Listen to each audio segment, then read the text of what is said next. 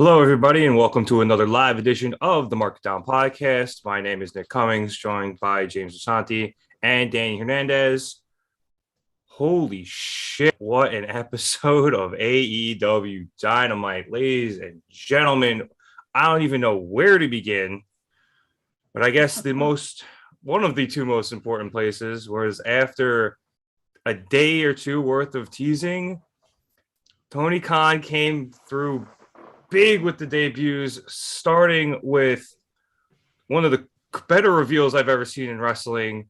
Jay White coming up back with the jacket to the camera, throwing Champeretta into a truck, and seemingly allying himself with Adam Cole and the Young Bucks. He wasn't on for long. He did like the Bucks earrings because they were knives. But James, after all this time in Impact and just teasing all these Bullet Club wars, Jay White debuting in AEW is a huge fucking deal. I am so ready. I've been ready. We've all been waiting for more for Jay White. The common theme that you keep hearing when people discuss Jay White is, man, I'm glad he's doing stuff in the States, but man, I wish he was doing stuff in AEW instead of Impact. And tonight, the wait is finally over. And it's the beauty of it was so quick, it was so short, it was so simple that we don't know what's next. The Bucks aren't happy he's there, or at the very least, they're concerned that he's there. Why is Adam Cole bringing people in?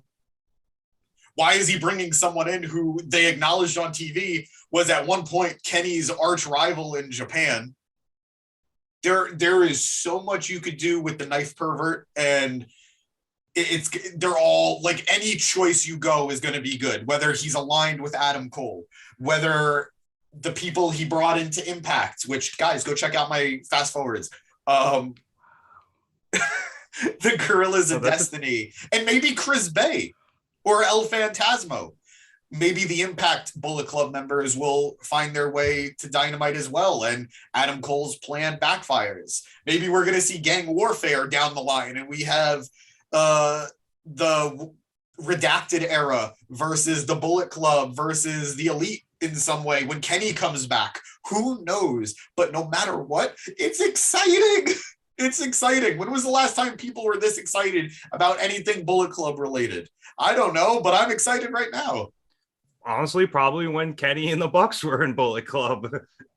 So, and I think you left out the Good Brothers too. They fit into this as well. No, I didn't leave them out. I think wrestling is leaving them out, unfortunately. Ooh. Like, it's not me. Like, I want to see them back. I want to see them doing stuff, but like, I don't know where you fit the Good Brothers in anywhere right now, and that's sad. But you know, hopefully something comes up with them. But I would not be surprised if we don't see them do anything. That's fair. You mentioned gang warfare. One of our other friends mentioned this is slowly turning into the Battle of the Five Armies, where it's just going to be an absolute shit show of people. Right. I don't even think Blood and Guts could contain this type of match. Like, they might have to just do a 5-team stadium stampede or some crazy shit. I want a stadium stampede that ends in a Blood and Guts match. Inside an elimination chamber. 3 stages of fucking... On the Jericho Cruise. On the Jericho Cruise. That way they have to escape water. It starts in one country, ends in another. Fantastic. As long as one of those nations is in Saudi Arabia, I think this is good. It starts in Japan, the Jericho Cruise goes across the Pacific, and then ends in California. And because some of them are Canadian, maybe Canada too. Eh? Have it in Ontario, California. That's where the Bucks are from, right? God. What about you, Danny? Yeah, I was gonna say, Dan, this is a holy hell. Oh man. So I don't have as much of a boner for this as James does, but like I agree that this was a great debut. It was short and sweet and genuinely leaves you wanting more because you don't really know what's next. This is literally just one piece of the puzzle. This was a slow burn week for this story, and they had a huge debut in it, and that's pretty cool. I'm not gonna lie, I fought Bullet Club pretty hard after the Bucks and Kenny left, But like I know of Jay White. I know he's been holding it down. He's been doing some good stuff. So like this is just a nice little teaser, something to be excited about, something to look at going forward. And again, this is just as big of a debut as this is for Jay White as an individual. He is literally just one of many pieces of this puzzle that is the Elite like story. So I'm just excited for whatever impact he has on that, more so than like whatever he does. And I'm sure whatever he does will end up being great and it'll win me over. But like I said, there's just another great piece in the puzzle right now. And not to Nick, I'm sorry because I want to hear your reaction. But one of the things that needs to be discussed is the way Tony Khan was hyping this up, this Forbidden Door stuff. Is this like, because it's been over a year since we've seen Jay White in Japan. Does this mean that he's going to be in AEW for the foreseeable future, as opposed to all the other Forbidden Door knockings that we've seen? That it's just been for a quick cup of coffee and then they leave? Because if Jay White is going to be if his United States home is going to be AEW, that is a big arrangement between AEW and New Japan. Yeah, definitely those walls coming down after New Japan was so reluctant in the beginning of AEW to work with them, because it was basically founded on a bunch of AEW guys and by a bunch of New Japan guys. So no, what I was going to say, James, was Danny said you had a boner for this shit. I can't even get one because I'm so spent after this episode. It's been, Danny alluded to it, we've been edged for so long with this slow burn of a build with that story. Adam Copeland. We've been Adam Copelanded for so long, and now it's just there's ectoplasm everywhere. It's a spooky ghost. I'm sure there's a lot more to talk about with this Jay White stuff, but it's so early, and we'll see. I actually did want to make one more comment now that I think about it.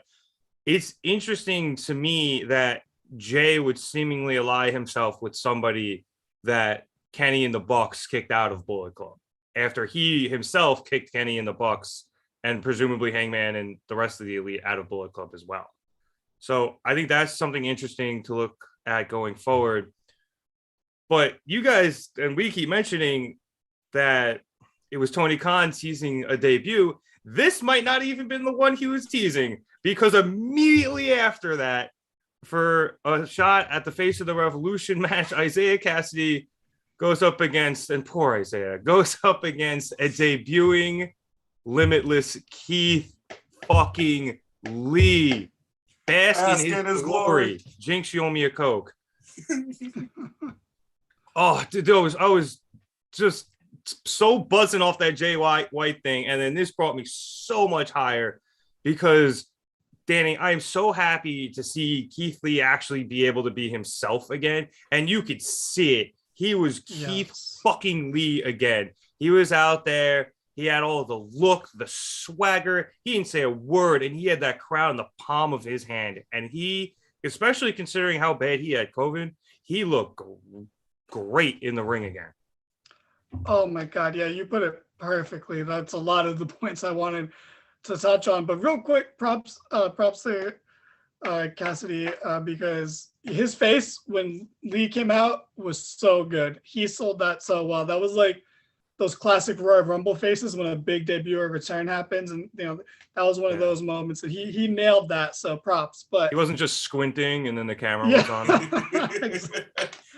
But, oh my God, Keith Lee was so perfect here. Everything he did. I really regret not going to the show now. Like, I really was thinking about it. And like, I kind of wish I was there for that, because this crowd lost it. And I'm so happy for Keith, because he deserves that. And, you know, like, it's not surprising, but it's almost like you kind of worry, where it's like, oh, we think Keith Lee is this top guy, but like, he walked in this door and immediately I'm like, yeah, we were right. We've always been right about Keith Lee. He is so good. And everything he did, I laughed my ass off during this match, and like in a happy way. Every time he hit like a move, I was just like, oh man, I fucking love this guy. Like, and I barely even watched the NXT when he was on it, but every time I saw Keith Lee, I was just like, this guy, man, everything he does is just so likable. Some of those guys just look at it, you're like, I like this guy. I know right before he left WWE, they were like toying with him being heel, and I'm just like, that's how he's just the most likable guy. It's impossible. When Cassidy would go for a drop kick and he would just swat his foot down, not even his body, just swat his foot specifically. So good. I hate using this word, but he fucking yeeted him across the ring to start this match. Oh my God, the height this man got. Like, and this was just a teaser. This was like a little teaser of what this guy can do. And like you said, he didn't even have to speak. But when he does speak, he has the smoothest speaking voice. His voice is like butter. He doesn't even say clever things. He just talks so naturally charismatic that everything just rolls off his tongue, and it's so good. Now that he's here, I want everything for Keith Lee. I literally want him in all of the biggest programs. And, this is right up there with Cole's debut to me. Like, he had the same sort of electric reaction. He had the crowd in the palm of his hand. And I think he's on that level. Like, I don't know whether he wins this ladder match or not, but he needs to be an A title program, like ASAP. He needs big things. No offense. Can't Andrade this situation. Like, you can Malachi Black it, like, to a degree, because he had at least had some big programs, like, early on. But, give everything to Keith Lee. I actually want to talk to my friends who just watch AEW, because I know one of them, this is definitely his first time being exposed to Keith Lee, and I really want to get his reaction to see how he feels about it, because dude is a fucking man. I love Keith Lee. And I didn't even watch a lot of his NXT stuff, but he's just, again, so fucking lovable. It's instant. I was expecting him to pounce Isaiah into the Atlantic Ocean. After that first talk, he got so much air on that. But you're right. Like, he hasn't talked yet. And for those of you who haven't seen Keith Lee, he, like Danny said, his voice is smooth as butter. He's like slow and methodical with his speech, but he's confident. And he exudes charisma. It's so fucking cool. It's impossible to not like this guy. I have no problem, James, with him winning the Face of the Revolution match and hot-shotting straight to the TNT title. I have no problem with it. I actually do have a problem with it. I don't want him going for it because I want him going for the world title. Also fair. This man is somebody you could build a company around. For as much as we can rightfully criticize how WWE booked him, there were moments of greatness in that WWE run. In Absolutely. NXT for sure. I'll defend that. Yeah, I'll defend that too. That one-on-one he had with Brock Lesnar in the Royal Rumble, if you had any doubt about his legitimacy, it was gone. Look at this big motherfucker. The Survivor Series match he had, where it came down to him versus Roman. The Spirit Bomb he hit on Roman. Oh my God. I think that's still the best Spirit Bomb he's done. Like, that. I think so too. But beyond that, I don't want to talk about the past. I want to talk about what's next.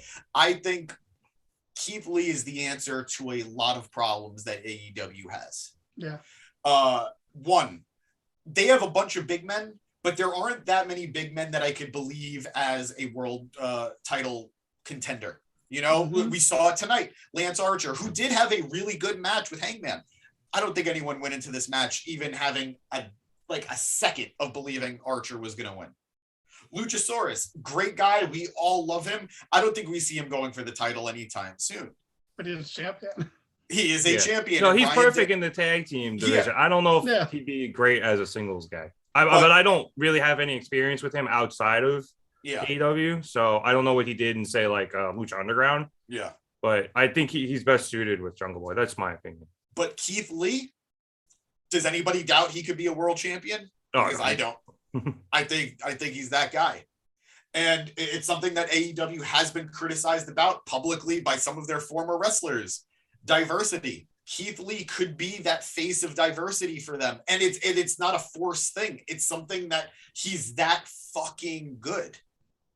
And beyond that, it's like Danny said, he's so goddamn likable that you just want him to succeed. He oozed charisma. The crowd doing the chant, Oh, bask in That's his glory. He took that moment and he went with it. That's what a star does. He stopped Cassidy. I think Cassidy was going to start, and he was like, no, hold up. Yep. And major props to Cassidy for this match. He made Keith look like a star. He sold his ass off for him. And this couldn't have been a better debut. Like, Danny, you said it, it's on par with Adam Cole's and Bryan's debut. This is impressive in its own way because we had to wait for those matches from Cole and from Bryan and from Punk and from everybody. Keith Lee came in, won that match, looked great, and we want more. Yeah. I love that. Also, a real quick parallel, because when Keith, I noticed it during this match that there was a guy in the crowd, which there tends to always be now, but there was a guy in the crowd with the Free Ali sign. And I really like it because I'm like, oh man, those two guys have my favorite RKO counters. Was Keith Lee was just like, yeah, I'm too big for this. I'm just gonna not move when you go for an RKO. And then Ali's was like, he did a fucking handstand to get out of it. And so like the two best RKO counters. So like, definitely. Small little side note. I just noticed. I'm so excited for what comes next. And I know I joked about being upset with the TNT. I would love for him to just win the title off the bat. We had seen so many guys, especially with Sammy as champion, that Sammy defended against an incoming Jay Lethal, an incoming Bobby Fish, an incoming Tony Nese. And I think there might have been one other guy that debuted and he beat him.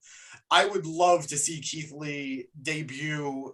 Obviously, it's not his debut match, but within a short amount of time, just win that title. It would be so different because AEW has a tendency to build up their big acquisitions, whether it's a Miro or a Malachi Black, where they don't want to feel like these guys are cutting the line. I think Keith Lee is the perfect guy that if you want to cut the line, that's how you do it. Well, a couple of things with that. One, he would win a ladder match. So it's not like he earns it, but he doesn't like earn it by continuously winning matches. Yeah. So that would kind of make sense. Isn't that how Brian Cage came in? So like that's exactly. Yeah. So I said big acquisition. Well, he is literally big. So the other thing with that for me would be like the other guys you mentioned, Miro, and to a smaller extent, but still a little bit, Malachi Black. Those guys had to kind of rework their characters a bit. You know, Miro came in as the best man and then completely went a different direction after everything with Kip ended, which obviously worked out better. Malachi was sort of continuing what he was doing from SmackDown, but he still had to, flesh out Malachi Black itself. Keith Lee comes in prepackaged. He's ready to go. You don't even need to microwave him. You can eat him straight out the package. So like, he's good. So you can slingshot him straight to the TNT title because he's ready to go. Like you don't need to build. Everyone knows this. He's the fucking man, and that's it. So I think it would work. Yeah, we got some chats. Yeah, we got some chats in the live chat. Let's see what do we got. We got Eric Gisante. I don't know who that is, but he said, I don't think you could build the company around Keith, but for sure a main event player. Like, sure, maybe not, but why can't you? Like, he is that charismatic, I think. Well, Danny, I think the idea is if you make him like a swamp cult leader, then that's somebody Eric thinks you can build the company around. But I think Keith is a guy, and you can build it around that guy too. But I think Keith is absolutely, like you said, why not? Why not? Yeah, and Eric does go on to say, I think having guys like Keith really slows everyone down a bit in a good way. More people that can bring the WWE style into AEW is a plus in my eyes, which I think he just means like, slowing down the pace, not to a boring rest hold extent, but to a, make each move count a little more extent. And I definitely think that with AEW. We got Erie Faye, I think, says vor.red. So cool. That's like a website you should definitely check out, James. I don't know. Yeah. And then Eric just asked if Keith should go straight for beating Sammy after the ladder match. And I kind of think yes. If he wins 100%, you don't. Yeah. Sammy's not the guy to beat Keith Lee. Like I'll be honest, maybe like Miro is the guy to beat Keith Lee a Yeah. long time from now, but not anytime soon. I'd like to see that match. Also, too, with the Face of the Revolution ladder match, I don't think they have to go straight after the TNT title. They usually tend to do it quickly, but it's like maybe 3 or 4 weeks later. Yeah, So it's they'll probably usually be a within the month after month. Revolution. So it won't be like immediate. The other thing I wanted to say about Lee is you guys are comparing it to Bryan and Cole's debuts. And for me, like it's on that level of like stardom, but it almost felt more like Ruby Soho's where Yeah. it was a match, even though I think she was in one of those what was it not the ladder match. Battle Royal. Yeah, thank you. But also too, like it's just nice to see this person be free of the shackles of WWE and come back and be able to be themselves again and do what they do best again. And I think it wasn't just excitement from the crowd and from us that he's there. It's also like a bit of joy and happiness for this person.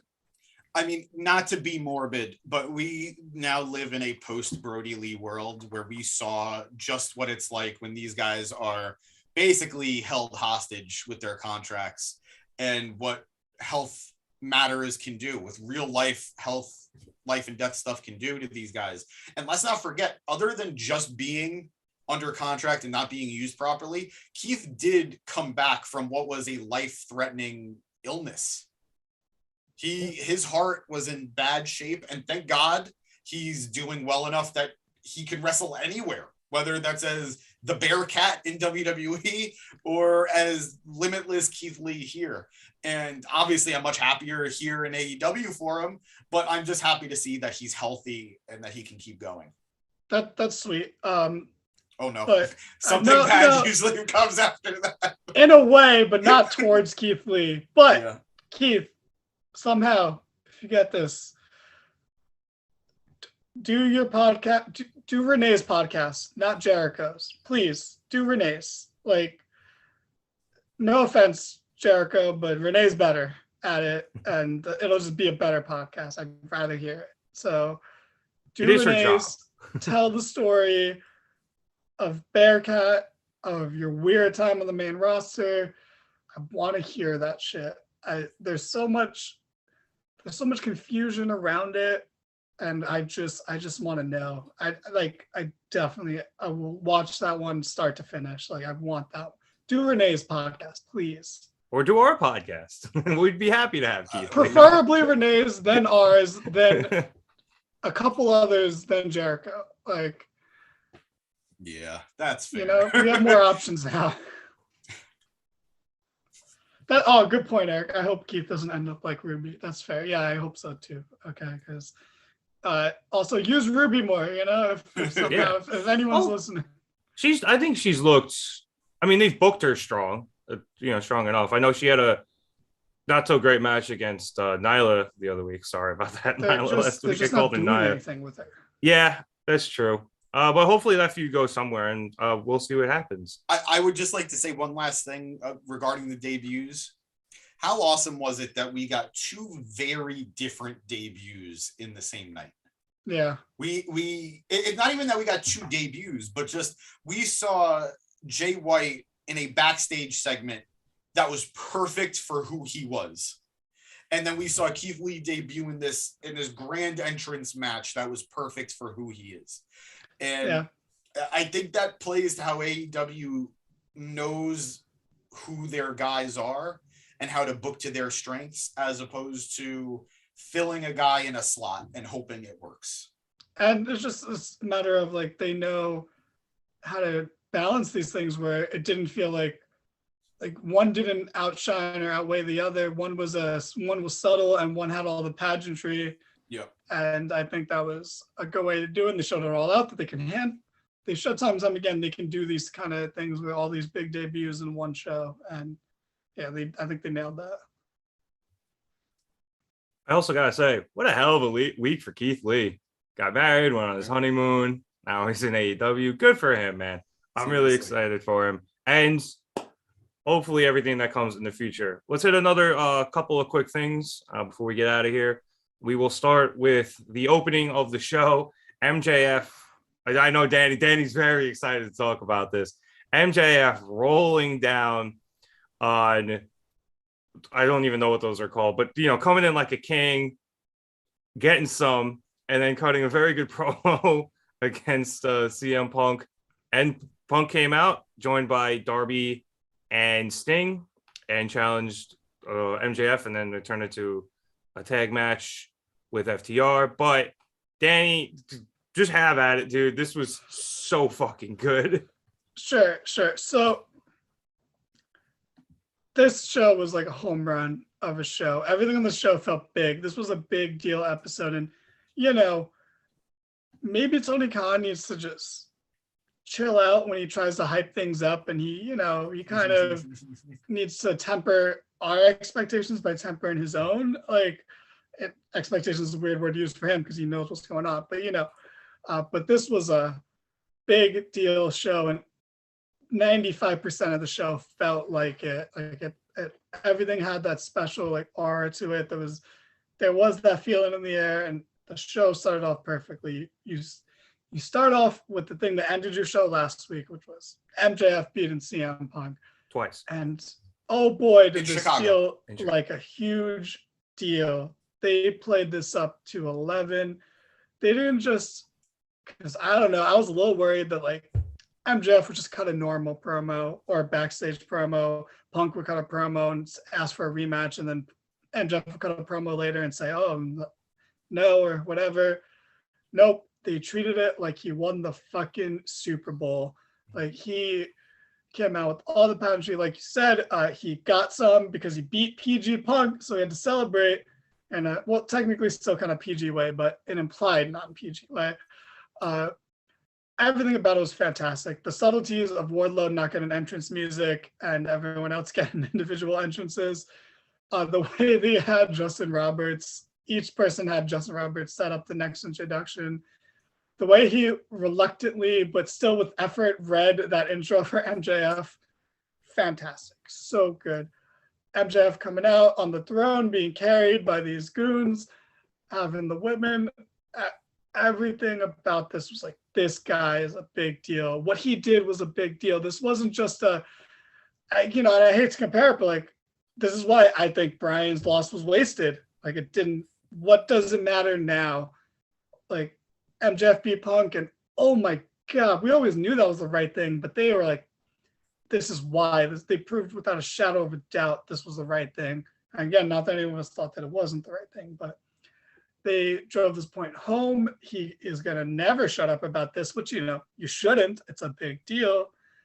And he just feels like he's on another level. No heel in the company feels, even Adam Cole, like, does not feel like he's on MJF's level. He feels otherworldly right now because this is how you follow up from this. Because sometimes, hey, AEW doesn't always follow up the best. Look at Danhausen. Where the fuck was he? Seriously. He on the show last week. Like, where's Red Dragon been? Not really doing much. This is how you follow up on something. Oh my God, did they drive it home? And I like Sting and Darby coming out because it was a nice touch because he was happy to be wrestling Darby and Sting. It wasn't like they disliked each other. It was I want you to be my first opponent type of thing. It was a respect thing. And, I just like sometimes when people have each other's backs, even when they're not in feuds with the other people. So this felt very like Attitude Era, like all the big names coming out for a segment, and yapping it up. Everyone did their part. Everyone who grabbed a mic was good. Everyone who spoke had something good to say. There was no wasted time in the segment. There was no wasted words in this segment. It was a home run. Even whether MJF's pale ankles was on purpose or not, it worked out perfectly for this. There was nothing wasted in this segment. It was a fucking home run. So can I ask you, because I am a little bit worried about something. Yes. I'm worried that this feud is going to continue. I'm not worried that Punk, but to the point that Punk might get his win back. Oh, that's 100%. I'm with you there. I'm a little worried about that. And I'm agreeing here with Eric in our chat. Thank you, Eric, wherever you are, for sending in so many. But I do think doing Cole versus Page is the wrong move right now. I think you got to capitalize on MJF. He literally feels bigger than the title, which is like not really happened too much in AEW. Like, and I think a lot of that is on Archer not being a big deal. And I do think right now the Cole story with the Elite doesn't need the title, where I think MJF is on fire and you just put the title on him because like you've had Chris Jericho was a great first champion. It was great heel, great first champion. Moxley, I thought it was a weird move at the time. I'm not gonna lie, I was a little surprised he won the title, but he was great and he was a good big name face champion. Omega was a great champion, great heel champion, but maybe not to the level we expected, honestly. And Hangman's win was fantastic, but I do think he needs doubt. He needs to be on the back foot. He needs to be on defense, and that's why I've been advocating for him to have a short-sighted reign. But I think MJF has hit another level that is beyond Page's, current level. Whereas like he is the heel equivalent of Adam Page a few months ago when he was on the Chase and we were all like gashing over him and just obsessed with him winning and playing out his story.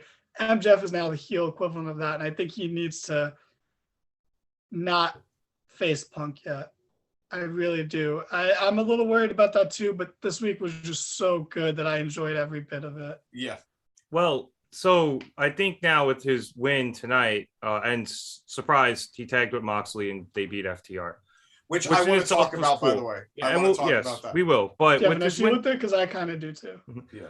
With his win tonight, I do believe now Punk gets a shot at MJF at Revolution, right?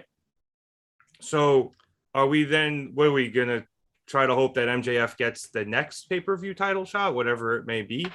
So is that feels too long for you guys, I guess? That feels way too long. Yeah, you gotta capitalize. He's just operating at another level. Like I don't even know what to compare MJF to, because he's The Rock. He's so good. The Rock never really, is it that level? Like without the title? Rock level of like feeling like a big deal within the parameters that he's in, but like The Rock as a heel was still someone we wanted to cheer, and we all like MJF, but we don't want to cheer him. Like it's so good, and I think Eric put it well in the chat where it's like the only reassuring thing was the Wardlow angle of this night, because Punk focused a lot on Wardlow towards the end of his promo. Yeah. And that is reassuring that I think Punk is really trying to get Wardlow to turn on MJF. Yeah. So like win or lose, I feel like Wardlow is going to play a hand in that. So that's at least something. And, we even said that Wardlow, we haven't even mentioned Wardlow, and Wardlow's gotten so over in the past 2 months to an unbelievable degree for a guy who under any other circumstance would not be this over. Like it's really good. They're doing this so well, and maybe the time is finally coming to pull the trigger on that, and that is how you keep MJF out of the title picture for a little longer. But oh man, I don't think you can wait. I don't think this year can end without MJF being champion. I don't think you could get to Summer without MJF being champion, and I can accept MJF not winning the world title if he wins the TNT title. And even that, I know, doesn't feel like it's enough. But the thing that we do need to remember with MJF is how young he is, too. I agree you got to strike while the iron's hot on him, and I don't think he can get much hotter than he is currently. But he still needs, like, if you make him a champion now and it burns too bright too quickly, there's less to look forward to with him in the future. So a TNT title reign early, where he makes that title feel as important as it was when, say, Cody was champion the first time, I think that's good. I think that's good for everybody involved, especially because I agree on the Wardlow front. That's another fuse that's getting ready to just erupt. But then what do? Do you have Wardlow go against champion MJF and then have Wardlow lose? That doesn't quite work either. But if you do that for the TNT title, I think things become a lot more palatable.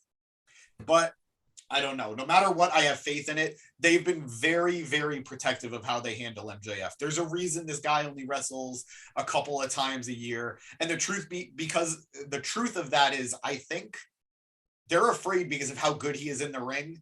People are going to just cheer him. I think 100% that they are stopping him from wrestling as much as I think we all want him to, because the more he wrestles, the more we're going to get behind him. Works for his character too, and just ducking people all the time and not wanting to fight. It absolutely works for his character. You know, just being a silver tongue, but not silver tongue. What's the word I'm looking for? Ill-tongued, but smarmy heel, slimy heel. So it works. Oh, wait, I'm sorry, because we got a chat from someone that's not Eric, and I do kind of want to address it. I don't know if you guys have the YouTube chat open, but I do. If 90% of the things happening on AEW were happening the exact same way with the exact same roster, everyone would be hating it. I think he means if that was happening in WWE. Yeah, I think so too. Someone named Iron Lion, and thank you for that, Iron Lion. Yeah, thanks for chatting in. I'm not sure I agree with that, but in normal, there are definitely situations where that is the case. Like,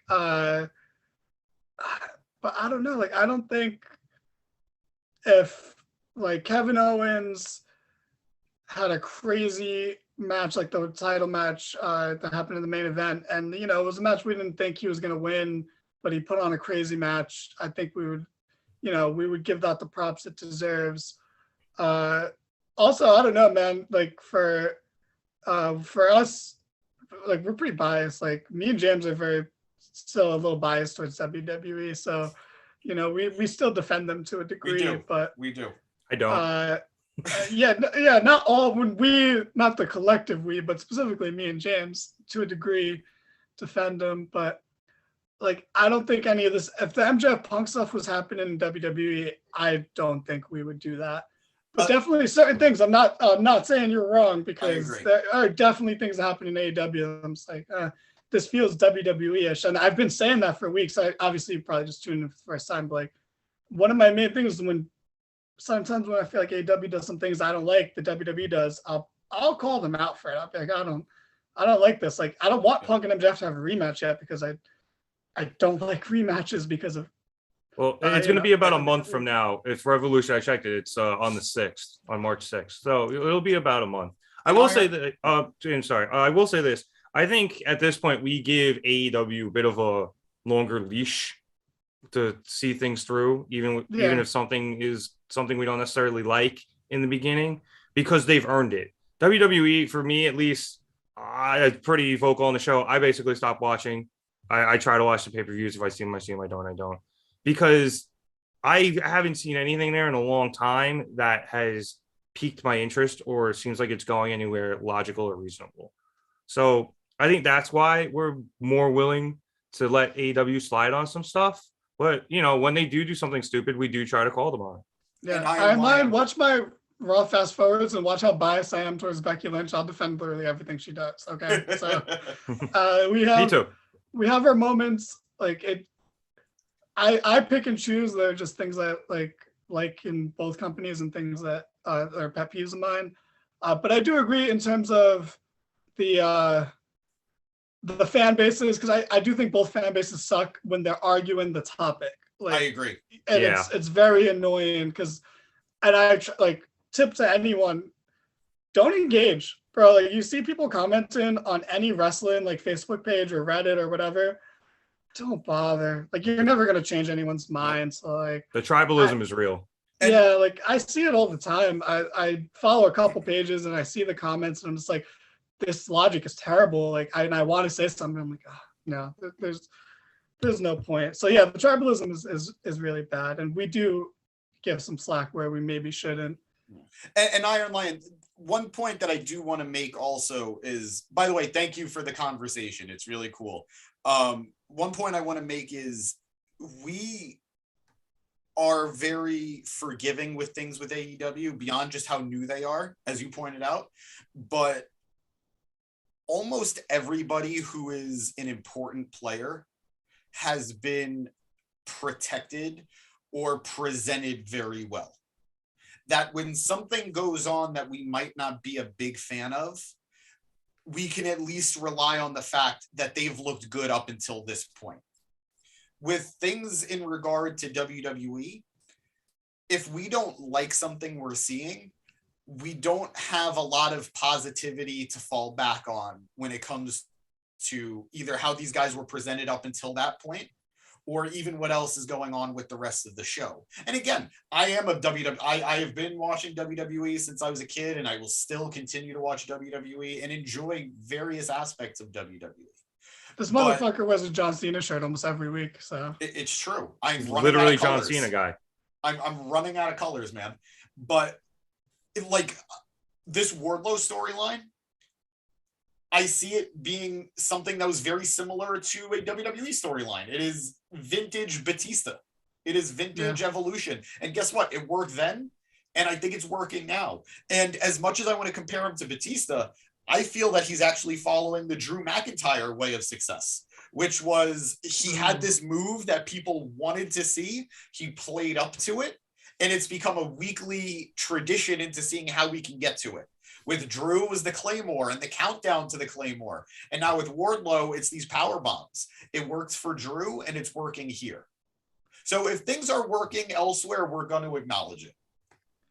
Yeah. Also, Lion, we have no fucking idea what's going on with the Curious Case of Cody Rhodes. I think we've had 5 segments on it throughout the entirety of the show, and we don't know. Yeah, we can't defend that because we don't really know. We only can speculate. I don't know. Some weeks it's good, most weeks it's not lately. I don't know. It's just some pseudo heel shit. Like he's not. He thinks he's a face, but he's a heel, but he's not. I don't know. I'm trying to give him the benefit of the doubt on it, but like I'm kind of running out of patience. Yeah, it doesn't help that he's just not on TV. Yeah, right? True. Yeah, him losing the ladder match didn't help for me. That kind of made it like now nothing makes sense. Whereas I could feel like things were about to start making sense, but now they make no fucking sense. I don't know. I really don't know. I do want to try to get back on track here. And James, I know you wanted to talk about the FTR versus Punk and Moxley match, which was a cool moment. You know, Punk and can I guess your gripe with it? No, go for it. I think your gripe is that 2 single stars beat a tag team, because that's absolutely. I don't care how good Punk and Moxley are, and we know they're good, and we know they work well in tag teams with other people, but they should never be an established tag team the way FTR is. I wouldn't be mad if they lost. They should lose to one of the top tag teams in the world.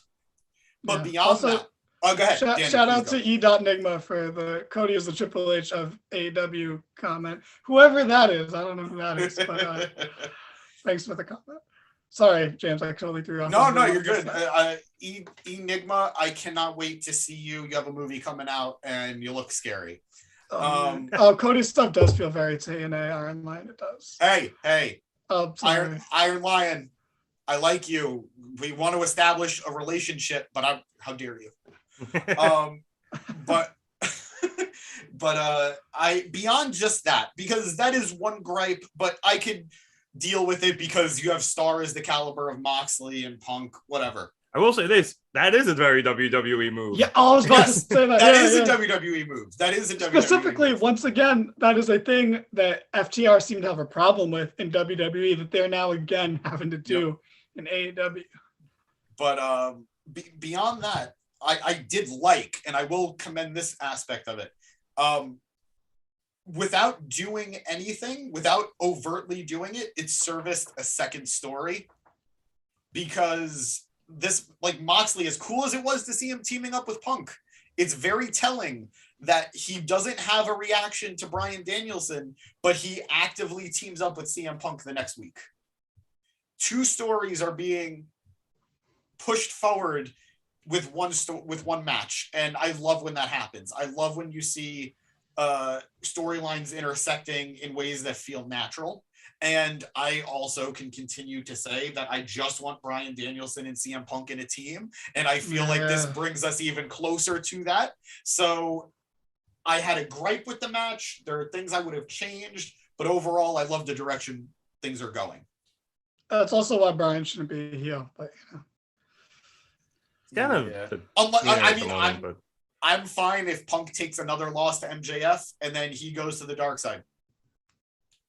I'm fine with it. I would actually really be here for Punk losing again at Revolution. Yeah, I think it's necessary. It's necessary. He doesn't need that back. He really doesn't. And I don't think Punk at this stage in his career wants it either. Yeah. Plus, then also too, MJF could say he beat Jericho 3 times and he beat Punk 3 times. Yep. There you go. I will give a little bit of the benefit of the doubt on the 2 singles guys beating the established tag guys, where I have to imagine Punk and Mox / Punk and Ambrose have tagged somewhere along the timeline. So they at least have a little bit of familiarity with each other. I mean, Punk but that's like the only. Punk brought the Shield into WWE in kayfabe. Yeah, no, I know. Well, allegedly, I don't. They never really finished that story arc. How dare you not trust CM Punk and Paul Heyman? No, I know. No, I know it was supposed to be. It was just never explicitly said. We're tangenting again. That's a word now. I've decided. So, let's move on to the main event here, real quick. It was a Texas death match between the champion Hangman Adam Page and the Murder Hawk Monster Lance Archer. This was fun. It was bloody. It was very bloody. I thought they had a really clever idea of taking the top rope off. I don't know whose idea that was, but finally, Dan Lambert served a purpose other than speaking. But and I thought they had a really cool spot with Hangman getting around that by launching himself off the ref's back. So a lot of blood, a lot of cool stuff. Danny, your thoughts, please. I'll be honest, I don't have much thoughts about this. It was just like a very fun, quick match. The show was so crazy that it almost dragged this down a little bit, but it was crazy enough that it just was the nice cherry on top of this very fun and exciting show. Hangman did a great job of making me buy into, not buy into Archer as a winner, but buy into him as an opponent. Credible threat. Yeah, I like that Hangman jumped Archer on the way down because that's usually Archer's kind of thing. Yeah, it was fun. And yeah, the Lambert stuff was smart. He was really smart about it. Yeah, other than that, just, typical match, a lot of blood, a lot of crazy spots, interesting finish, a good workarounds. And yeah, just a lot of crazy spots. What did he do to Hangman where he threw him like out of the ring onto the stairs? He hit his finisher was the blackout, I believe. Yeah, he threw him from the ring and he hit the stairs, right? Or something. Yeah, crazy. Yeah, the sideways metal steps. Yeah, that was the 5,000-pound metal steps. No, yeah, I it was good. I thought it was cool. This was like by the end of the show, I was just kind of like, it was okay. We were at Grand Slam, and it was like, the Suzuki Archer. Funny enough, again, match against Mox and Kingston was great. It was fun, but it was just one of those things. I was like, we're so tired from an amazing show that it was like, I was a little like just tired by the end of it. Like, yeah, you do get a bit of burnout, but the win for Hangman, James, set up Adam Cole, baby, coming out and presumably challenging Hangman for the title, which I imagined would happen at Revolution. So I would like to go back to I think it was Eric's comment earlier that Cole versus Hangman doesn't feel like it should be happening right now. And I do agree on some level, but my reasoning for it is because I actually want Cole to be champion sooner than later. And I know he's not going to win the title right now. But beyond that, it's weird because I was very much in the same boat as Danny, that I thought a quick title reign was necessary for Hangman. It was, and I think it was also necessary for AEW. Not every world title reign needs to be a nearly year-long thing or whatever. But beyond that, now, after Hangman's 2 matches with Bryan, which were both fantastic, and his match now with Archer, people are getting a little worried about Hangman's title reign. And not in the sense that oh my God, he could lose it to anybody, but it's not living up to a lot of people's expectations. I think people need to have a little more patience in that regard, but he needs a high profile feud and he needs to look good. When he was facing Bryan, it was constantly the champion is the underdog. And I get that in some stories, but you don't want that after having just beat the best in the world in Kenny Omega, or one of the best in the world in Kenny Omega. And then when you move on to Archer, that's not a feud that many people cared about. The match, I think, was a lot of fun. It was a lot of fun. Both men delivered. It was a good match, and there were some great spots. But I don't think people were tuning into Dynamite every week to see what was going on with Hangman and Archer. So now you have a title match, or you have a title feud that a lot of people will be more invested in, because a lot of people love Adam Cole, baby. And people are still supportive of Hangman. But even then, I feel like Hangman's going to be an afterthought in this feud, because I think more people are going to care about Jay White and whatever Jay does. Yeah, that's the thing there, was like there's the whole Bullet Club angle with it, where it's cool, like Hangman's again going to be involved in some sort of Bullet Club angle, but / elite angle, I guess. But at the same time, like, yeah, he might get swallowed by it again. Yeah, you know, so like, because I've been advocating not for a super long reign for Page, but longer than I think you guys want it to be. But like, it hasn't been hitting the same, like the Bryan stuff was cool, like they had some really good matches, but like I think Bryan was definitely probably better on the mic, and maybe he looked better in the ring. Obviously, he's almost always definitely in the first match. In the first match, Bryan looked like he was outclassing Hangman, which is unfortunate. It was probably also the point, but like, and then this feud didn't really hit. It was just kind of Hangman just saying cowboy shit and then running and punching Archer. Like, I don't know. The chase for Hangman was so good.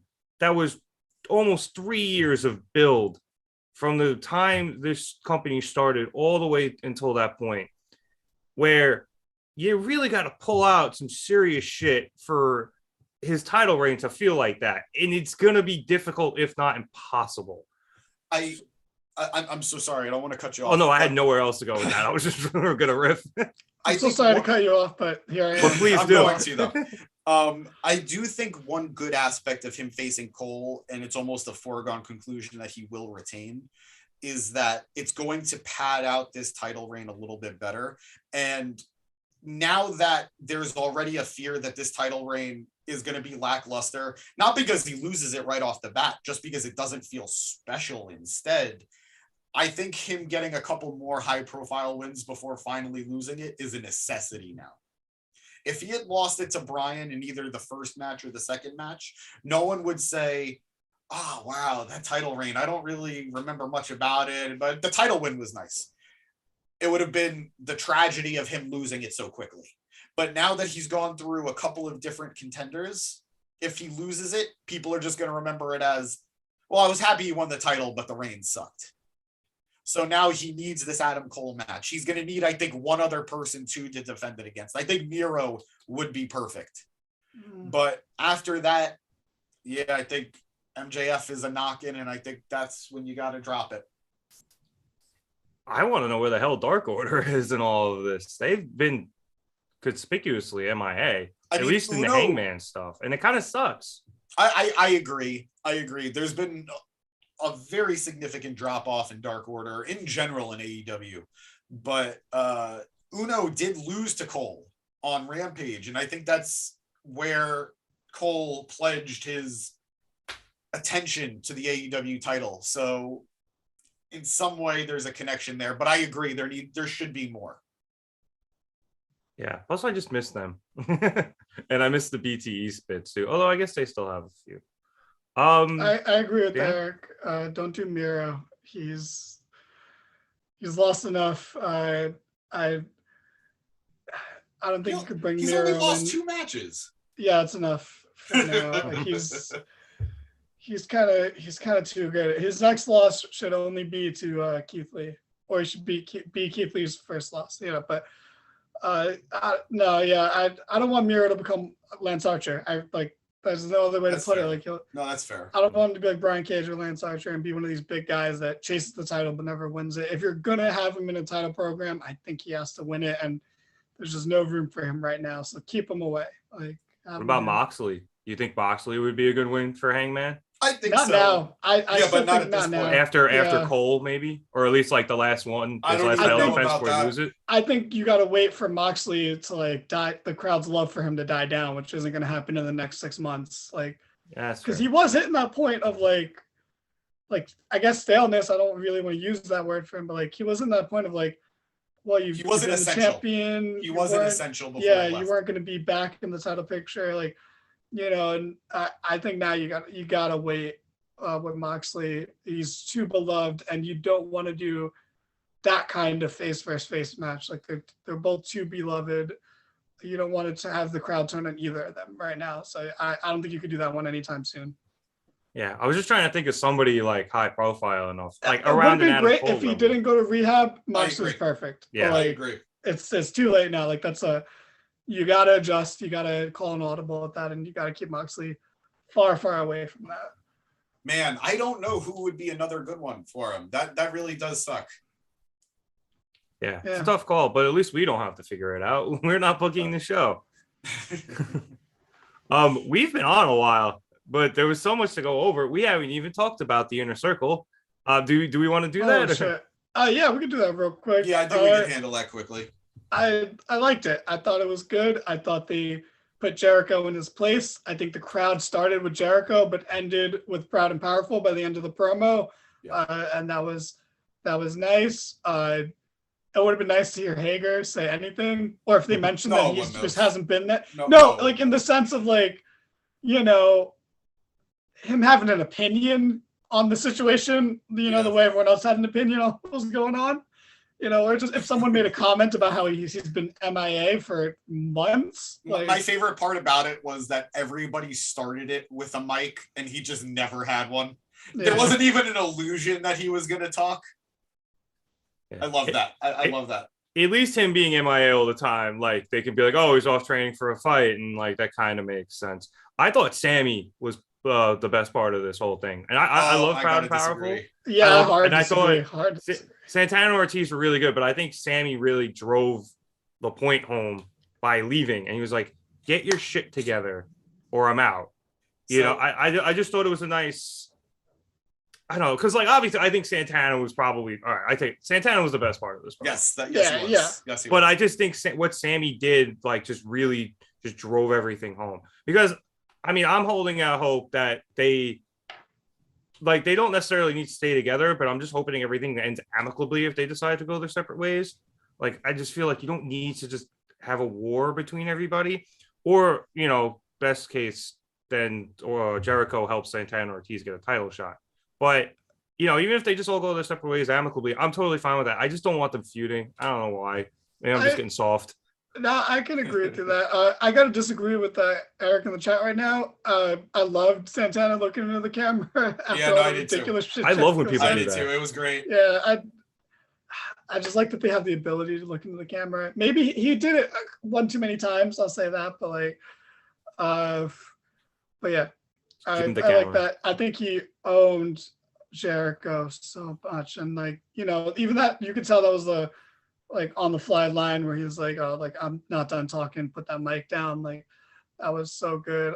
Also, shout out to Ortiz because the whole time I'm looking at him, I'm like, is this dude wearing like suspenders over a white beater? But it was a resistance band he just came out to the ring with around his neck. Until like the camera really got close on him, I really thought he was wearing suspenders the whole time. I wasn't sure if he blinked the entire time. And I thought he punctuated the entire promo very well there at the end. So, and I agree. Hager standing there was just funny as hell. I think Santana killed it in the promo. I think him telling Jericho, I'm speaking, I'll tell you when your turn is, was such a boss move. Mhm. Like, he came across as a main event player there, in my opinion. Like, I thought that was great. And I think Ortiz, I actually think, even though Ortiz said less, I think it was almost more powerful when he spoke. I see what you did there. Oh, wow. That unintentional. And I do love Sammy, and I still do like Sammy, but man, that kid can't cut a promo. Not really. Like, his best promos are on index cards. I mean, okay, see, I agree to it. I kind of agree, but I think it was better the first time he walked away from the inner circle. Like, that was a good promo because that was passion. But even in this one, it's like, Sammy's like, oh, you guys will get your shit together, I'm leaving. But it's like, bro, you're already gone. What the fuck? Like you have nothing to do with this. And it came across in his delivery. It was very like, oh, if you guys don't get your shit together, I won't be with you anymore. I'll just be off doing my own thing. Also, get rid of the second belt. It's stupid. I agree. Yeah, I don't know why they still have it. It worked the first week.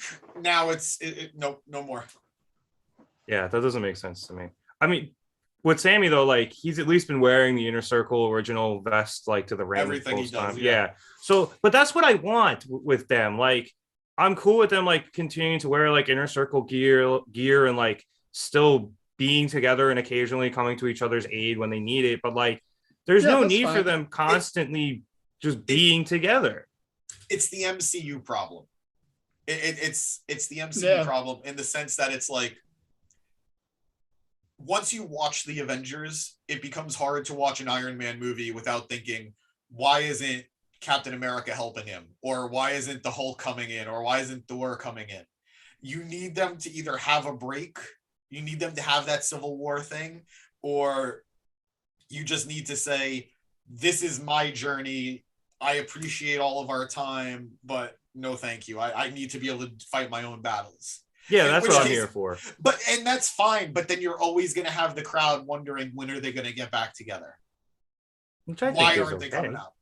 Or just, there's just certain times where I think it's fine if someone's in a feud and, you know, they lose or they get beat up a little bit, but, like, you know, when one guy in the group is getting jumped by a bunch of dudes, where's the rest of the group? Like, you know, that it doesn't work in those situations, but like you can split up and have your own feuds and have your own matches and not have to have people come out with you. But, like, you know, Cody Rhodes can have fucking, like, people we've never even heard of accompany him to the ring on any given week, you know, but you guys can't help out Sammy when he's getting fucking jumped by, like, Scorpio Sky and Egon, you know, like, what the fuck. Yeah, and then Hager comes back and Jericho's just like, wow, it's been a while, man. The Avengers just broke up. Also, I like that Santana was like, yeah, we're going to fight you two. And it's like, well, what problem do you have with Hager? He hasn't been there. He's left you alone, you know, if anything. You were quiet, so you're complicit. We're fighting now. Jesus. You fucking Republicans. That's why we're fighting. Well, I am looking forward to that match next week because I think you just killed James. My bad. I got to mute. Well, with James's untimely death, I think it's time to end the show. Thank you so much for watching all of this. We went long for the first time, but there was so much in this episode we kind of had to. Yeah, it was so fun. Our podcast will be out later this week, hopefully. So be sure to tune into that and all the other videos we have here on the Mark It Down podcast channel. Thank you for interacting with us on the chat. It's the first time we've really had more people other than Eric in the chat. So thank you for tuning in. Thank you to Eric. You know, you're a great fan. You know, it's really nice that you found us and like our stuff. Yeah, we appreciate that, Eric. So once again, thank you for watching. And we'll see you next time here on the Mark It Down podcast. Have a good night.